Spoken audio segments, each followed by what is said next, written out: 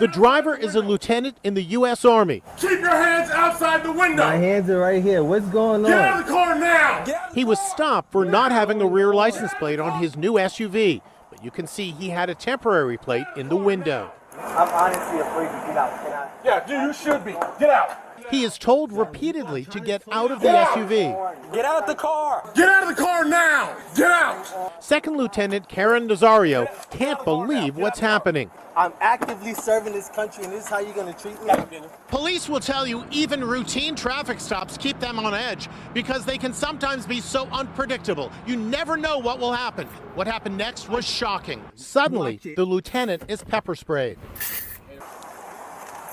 He gets out, wincing in pain, and is forced to the ground. Why am I being treated like this? Why? You're not cooperating. Get on the ground.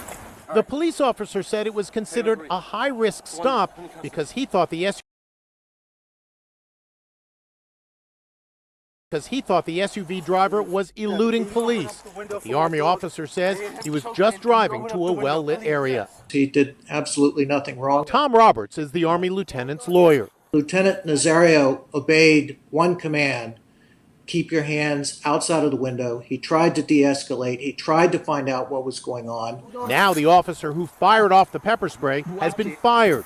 We asked retired LAPD Sergeant Cheryl Dorsey to analyze the video. It just makes sense, man, woman, or child, to put yourself in a well-lit area so that officers can see you, you can see the officers. A debate is now raging about whether the Army lieutenant should have behaved differently. I encourage you not to ask any questions of a police officer given the times that we live in. You'll find out why you were stopped, hopefully at some point during that detention. But just listen to the officer's directives and obey them as best you can. I'm sure a lot of people look at that and they say, hey, look, if you just gotten out, you wouldn't have gotten in any trouble. But you have a lot of people